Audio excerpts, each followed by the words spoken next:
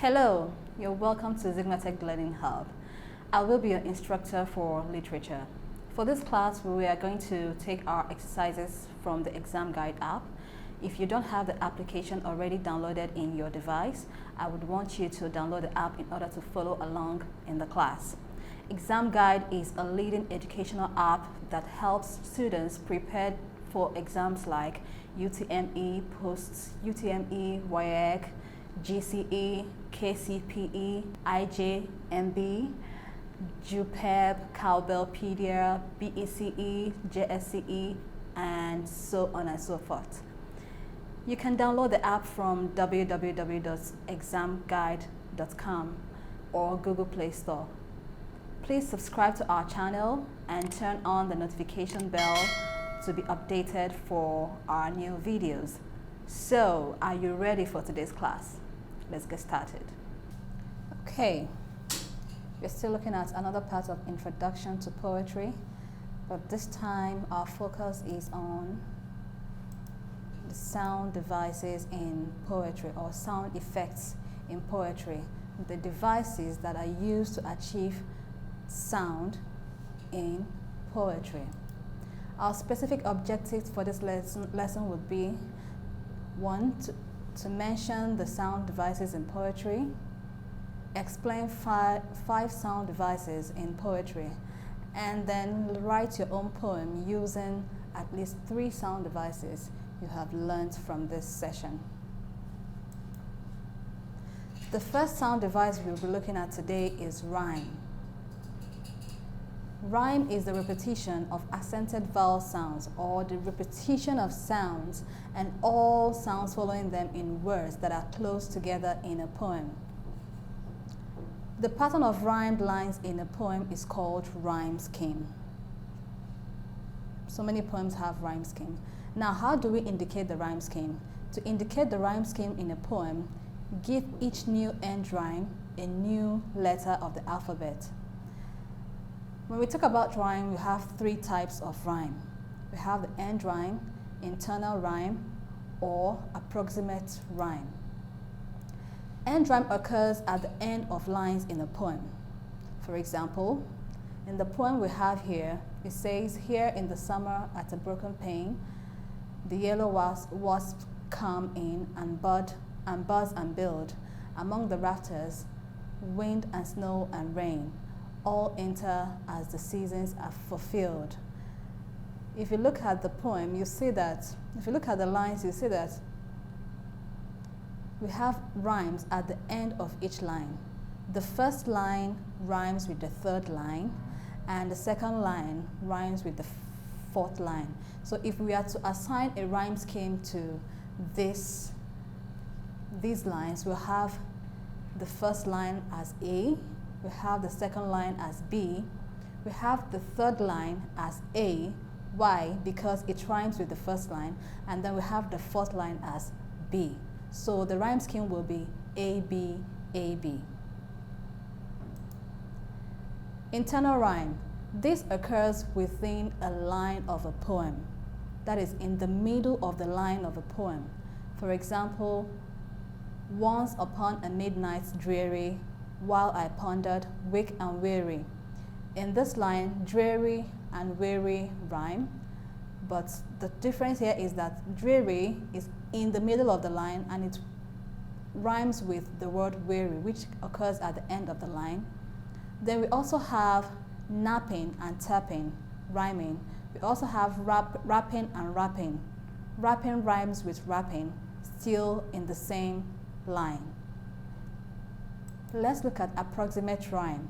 Approximate rhyme occurs when 2 words sound similar but do not rhyme exactly. Approximate rhymes are also called half rhymes, slant rhymes, or imperfect rhymes. For example, in the poem we have here, we see the sun at the end of the line, and we have soon at the end of the line. Sun and soon are approximate rhymes. Why? Because they almost sound alike, but they are not the same in sound. While we have some letters that are almost similar, the middle sounds in these 2 words are different. We have u and we have a and u in this one. We have sun here and have soon here. So they are approximate rhymes. Then moving on, we have on and long. On and long. On is approximate in rhyme to long. So that's it. Let's look at alliteration. Alliteration is simply the repetition of the same or similar consonant sounds in words that are close together. It is commonly called tongue twisters, but in poetry we call it alliteration. For example, the bus saw, snarled and rattled in the yard. We have saw, we have snarled. We have S here and then we have S here. So this sound and this sound alliterate. Another example is and made dust and dropped stove length sticks. In this case, we have the sound D alliterating with this sound D. Or we can say the letter D here alliterates with the letter D. The letter D in dust alliterates with the letter D in dropped. Same goes for the letter S here and the letter S in stove length and the letter S in sticks. So the sound in stove length and the sound in sticks alliterate. Then we look at assonance. Assonance is the repetition of similar vowel sounds followed by different consonant sounds, especially in words that are close together. Repetition of similar vowel sounds. Take note, repetition of similar vowel sounds followed by different consonant sounds, especially in words that are close together. Simply put, assonance is the repetition of similar vowel sounds in words that are close together. For example, we have the sound E in green, and we also have it in stream. Now, the sound in the word green in this line of poem, the sound in the word green, this sound is E. It rhymes with this one, stream. So this is an E sound rhyming with the sound E sound in stream. That's a clear example of assonance. We also have another example in the line we said today, the votive stone. So votive, in the word votive we have O, and in the word stone we have O. So the O in votive and the O in stone is a good example, both are good examples of assonance. We also have it in deed and redeem in this line, and we also have it in like and sires. So in the like and sires, we have the sound I and the sound I. Please take note, when we talk about assonance, we are talking about sounds. We are not talking about letters. So when we mention assonance, alliteration, and rhyme, we are looking at sounds. Remember, we are looking at sound devices and sound effects in poetry. So our focus should be on sounds and not letters. Then we have consonance. Consonance is the repetition of the same or similar final consonant sounds in important words in the line of a poetry. We have example here, we have rude, by the rude bridge that arced the flood. Remember, we said final consonant sounds, final consonant sounds. So we have the sound D in rude, we have the sound D in arced, and we have the sound D in flood. The same goes to the line, the word unfurled.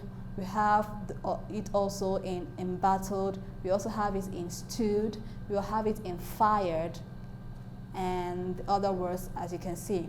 So looking at this excerpt or extract, we see that the sound, there is a consonant, there is the consonance of the sound D in the whole poem. Then we look at onomatopoeia. Onomatopoeia is the use of a word whose sound imitates or suggests its meaning. For example, we have night and day, I keep singing, humming and thrumming.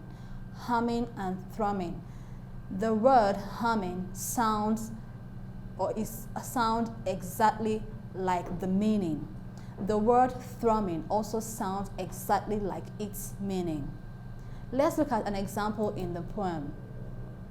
If you look at this poem, in the whole poem we have examples, different examples of onomatopoeia. For example, we have screech, we have scream, we have holler, we have yell, we have buzz, we have clang, sneeze, hiccup, whistle, shout. We have toot, we have whistle, we have bang, we have sing, yodel, bellow, hum, rattle. There are so many examples of onomatopoeia. These words are used to achieve sound, and these words sound exactly like their meanings in poetry. Let's look at rhythm. Rhythm is the flow of the beats in a poem. Rhythm gives a musical feel to every poem. Without rhythm, then there is no poem. It says here it can be fast or slow depending on the mood generated in the poem or the subject of the poem. You can measure rhythm in meter by counting the beats in each line. Let's look at the rhythm of this poem. When the night begins to fall and the sky begins to glow, you look up and see the tall city of lights begin to grow. In rows and little golden squares, the lights come out. First here, then there, behind the window panes, as though a million billion bees had built their golden hives and honeycombs above you in the air. What is the rhythm of this poem? The rhythm in this poem is slow to match the night, the gentle falling of the night. So, how do you identify the rhythm of the poem? It is simple. With each syllable that you pronounce or with each syllable that you utter in the poem, there is a beat. So for example, we can say, when the night begins to fall. A simple way of identifying the rhythm in a poem is by tapping or hitting maybe a surface. When you do that, you will notice that the rhythm is either fast or slow in a line of poetry. Now this is going to be another topic in another session. Let's look at this poem too. Rhythm can also be generated by the choice of words that the poet uses. Look at this poem, you see the pickety fence, give it a lick is the pickety fence, give it a lick is the clickety fence, give it a lick is the lickety fence, give it a lick, give it a lick, give it a lick with a rickety stick, pickety pick. Now, if you look at the choice of words used by the poet in this poem, you see that the choice of words makes the rhythm fast. So it gives it a fast beat. You can do this by doing this, hitting the table, the pickety fence, and there you go. So the rhythm of a poem can either be slow or fast, depending on the choice of words used by the writer or the poet. Repetition. Repetition is a unifying property of repeated words or sounds, syllables, and other elements that appear in a poem. So what this means is that sound devices could be repeated in the poem, alliteration could be repeated, assonance could be repeated.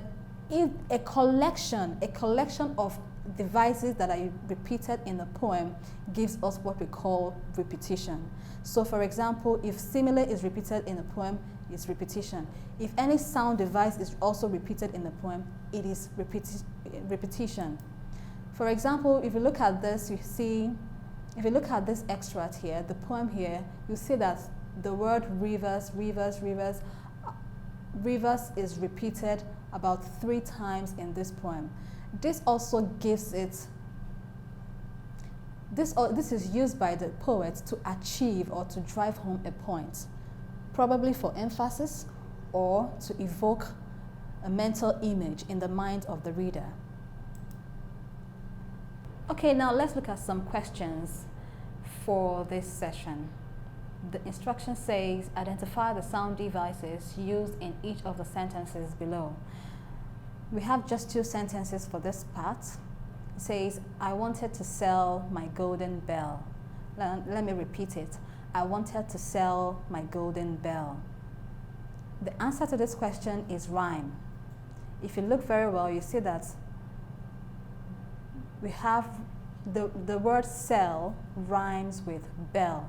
And if you look closely, you'll see that this is a case of, or an example of internal rhyme. Sell rhymes with the word bell. Okay? Then the next question is, Jenny read a book by the babbling brook. Jenny read a book by the babbling brook. What sound device is used in this sentence? The answer to this question is alliteration. Why do we say so? We see that in the sentence we have b alliterated about 5 or 6 times. We have 5 times. We have it in book, we have it in by, we have it in babbling, we have it in babbling, and then we have it in brook. So read a book by the babbling brook is an example of alliteration. Now let's move on to our ExamGuide app for further practices.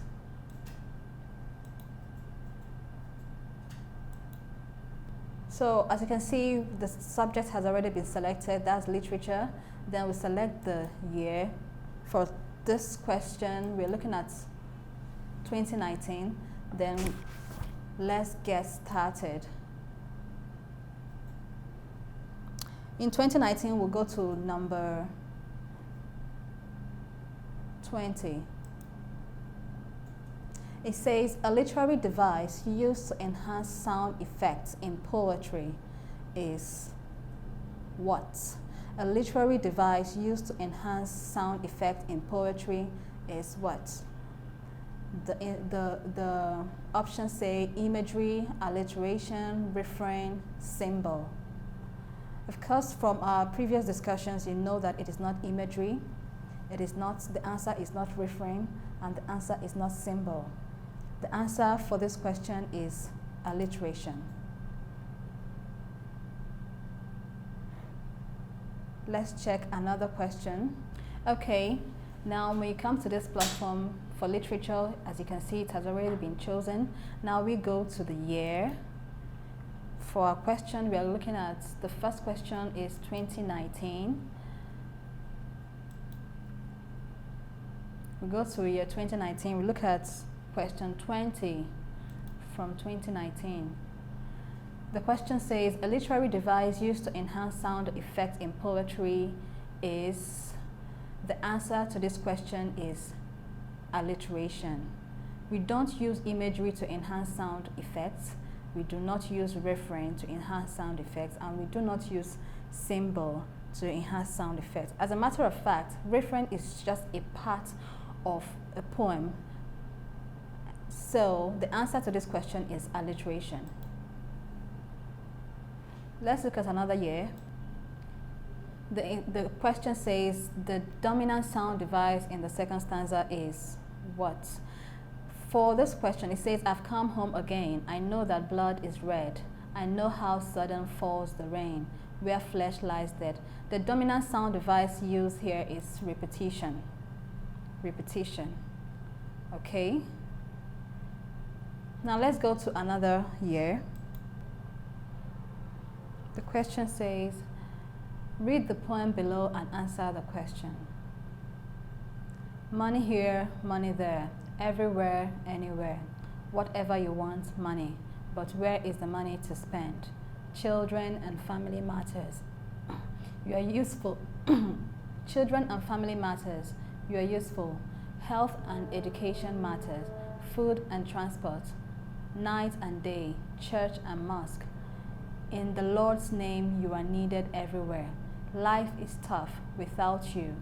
Nothing comes easy without you. Money, oh, where are you? You are as hard as a nut to crack.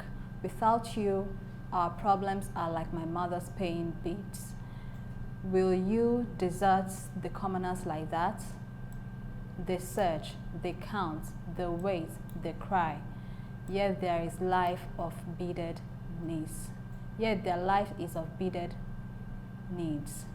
The dominant poetic device used in this case is repetition and personification. So the answer to this question is repetition and personification. Thank you for participating in today's class. You can practice more questions using the ExamGuide app. The app scores and gives a detailed explanation of all the questions at the end of your practice test. You can learn a particular topic of interest with different modes like study mode, mock mode, and practice mode. It also has other features that make learning fun. It is a must-have for all serious students. Download it from www.examguide.com if you don't have it yet. See you in the next class. Don't forget to subscribe to our channel, hit the notification bell, and share the videos to people that will benefit from it. Bye!